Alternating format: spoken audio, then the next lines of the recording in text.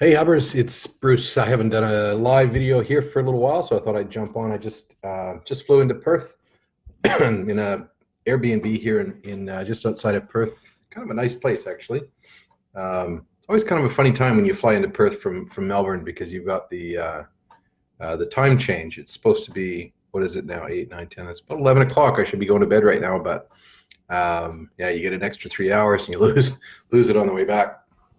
Anyway, I just thought I'd jump on and have a little chat. Uh, Big revelation for us. Surprise, surprise. As soon as you bend your rules, your payment terms, as soon as you bend them and flex them for someone outside of your rules, what happens? You get kicked in the ass, right? So this is just a little I don't know, a little video to, in case you need a little reminder. Set your terms and conditions for payments and don't be flexible.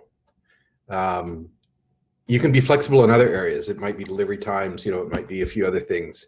But if people value your product, they'll pay you for it. And this is the thing, is that you'll often test how much they want your stuff if you take it away from them. And so, yeah, we're in a situation where, yeah, out of 30 plus clients, we've extended credit to one credit terms, and guess what? That one person has decided they want to stretch the limits, and so we're just we're done with it. And but I blame myself more than anything, because we shouldn't have put ourselves in that position in the first place to extend those terms. It should have just been a straight, flat out no right from the very beginning. If you want to buy our stuff, if you want our services, here's our terms. Our prices are fair. It's not ever about price anyway. It's about how much your customer values what you're offering. And if they offer, if they value what you're offering, they'll pay your price. And the bottom line is, if they don't pay your price, then they don't value what you're offering, and you shouldn't work for them in the first place. You get caught up in personal issues too. I mean, it's a bit of respect, personal courtesy about respect. And so just a shout out to everyone. Is anybody having any problems collecting money from clients? It's a bit of a loaded question. I bet every single person that I ask that question to in this hub is going to go, shit, yeah, everybody owes me money right now and I'm not collecting from anyone. Post a comment. Let's hear from you. Are you bending your rules and getting kicked in the ass because people aren't paying you? And if so, why are you bending your rules? Why not just stick to the rules? We have a really simple policy. We get paid a month in advance, and as long as we get paid a month in advance, everybody's happy. And as soon as you get that month in advance done, the payments every month would be the same as if you're a month behind, but you're a month in advance, and everything's cool.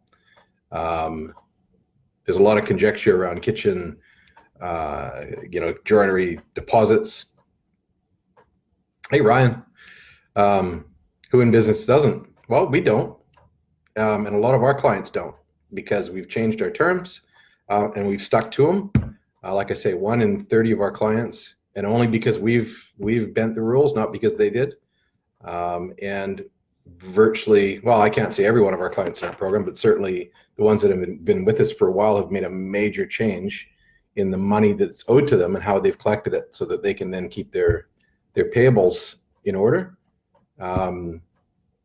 But for sure, everybody's encountered this in the past, right? As soon as you're flexible for one customer, that seems to be the one that kicks you in the ass. So this is just a little a little reminder. Don't be flexible in your payment terms.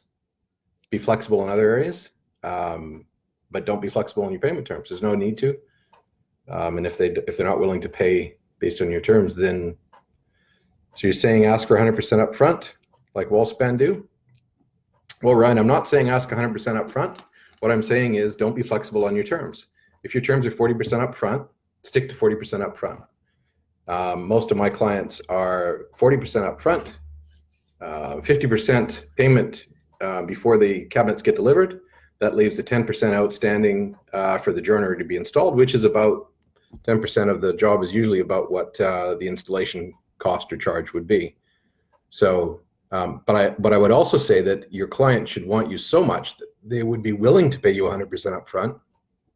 Because why wouldn't they be willing to pay you 100% up front? What's the reason for not wanting to do that? Are they saying that maybe they won't pay you at some point. Like you walk into IKEA, just think about this for a second. You walk into IKEA and buy a kitchen, and you walk out of IKEA with boxes full of random pieces, and you pay them 100% upfront because you trust them so much that if there's a problem, you're going to go back and they're going to sort it out. And this happens multiple times every day. Bunnings, IKEA, all these places, people are buying kitchens every single day, paying 100% upfront, simply because they trust that company is going to service them properly.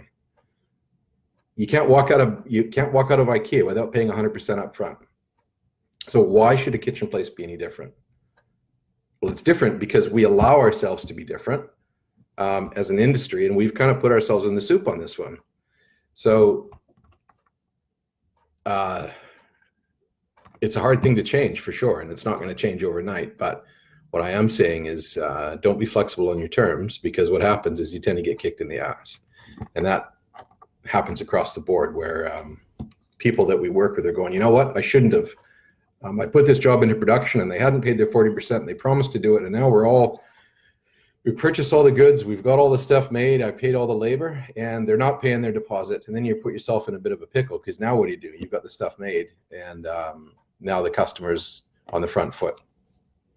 So I think if everybody just sticks to their guns, whatever your terms are, 20% upfront, 40% upfront, whatever it is, stick to your terms. Don't do what we've done recently, and we've been flexible too much, and never do that again.